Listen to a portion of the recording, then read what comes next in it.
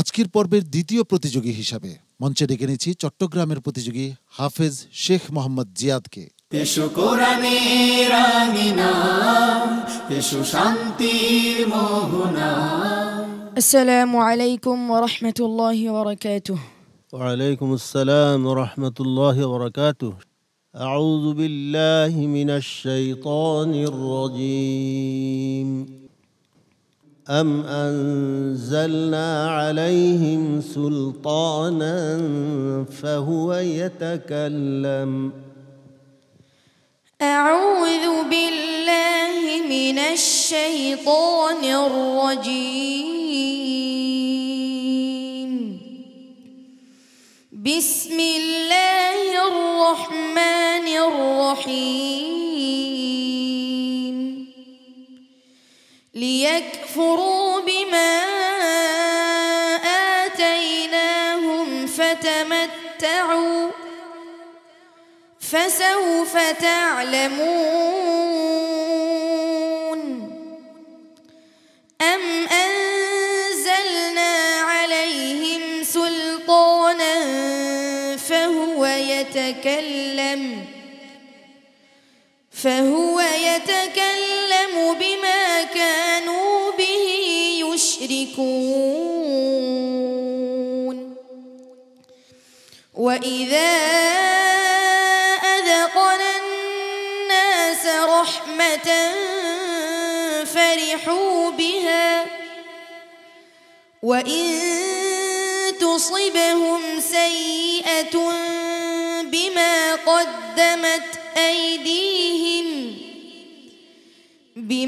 قدمت أيديهم إذا هم يقنطون. أولم يروا أن الله يبسط الرزق لمن يشاء ويقدر إن في ذلك لآيات لقوم يؤمنون. فآت ذا القربى حقه والمسكين وابن السبيل ذلك خير للذين يريدون وجه الله وأولئك هم المفلحون. وما آتيتم من ربا ليربو في أموال الناس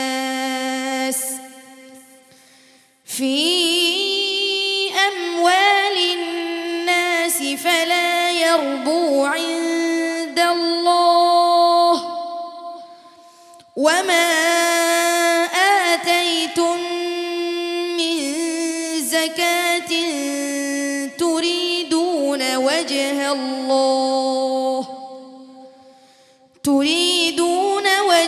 الله فأولئك هم المضعفون. حسبك. صدق الله مولانا العظيم. মাশাআল্লাহ, তোমার চমৎকার তিলাওয়াত শুনছিলাম শেখ মোহাম্মদ জিয়াদ। তোমার পারফরমেন্স কেমন হচ্ছে ওস্তাদজির কাছ থেকে জেনে আসি। তো জিয়াদকে বলবো, ওমা আতাইতুম মির রিবা লিয়ারবু ফি আমওয়ালিন নাস, ফি আমওয়ালিন নাসের থেকে না ধরায় লিয়ারবুয়ের থেকে ধরালে উত্তম হবে। আর ফাউলাইকা হুমুল মুদঈফুন, দরটা আর একটু মোটা হবে, যেহেতু ইস্তিলা ইতবাকের হরফ, দুইটা ফুর সিফাত আছে, দরটা আরও মোটা করে ধরতে হবে। ঠিক আছে? তাহলে ইনশাআল্লাহ তোমার তেলাওয়াত আরও সুন্দর হবে। হাফেজ কারি নাজমুল হাসান। শেখ মোহাম্মদ জিয়াদ আজকে খুব চমৎকার তেলাওয়াত করেছে, আমার কাছে বেশ ভালো লেগেছে। তবে সুরের প্রতি আরও মনোযোগী হইতে হবে। অন্যদের সাথে পার্থক্য করতে হলে এই পর্যায়ে এসে আরও চেষ্টা করতে হবে, সুরগুলো যেন আরও সুন্দর হয়, তাহলে তুমি ভালো করতে পারবে। মোহতারাম ডাক্তার ফরিদুল আলম, তেলাওয়াত শুনে যে আমি রাসূলুল্লাহ সাল্লাল্লাহু আলাইহি ইসলামের সমাকার যে কোরআদের যারা অনেক কোরআন শাহাদাত বরণ করছে হযরত আবু বকর রাদিয়াল্লাহু তাআলার খেলাফতের সময়, চিন্তা করতেছি খুব চমৎকার, মাশাআল্লাহ।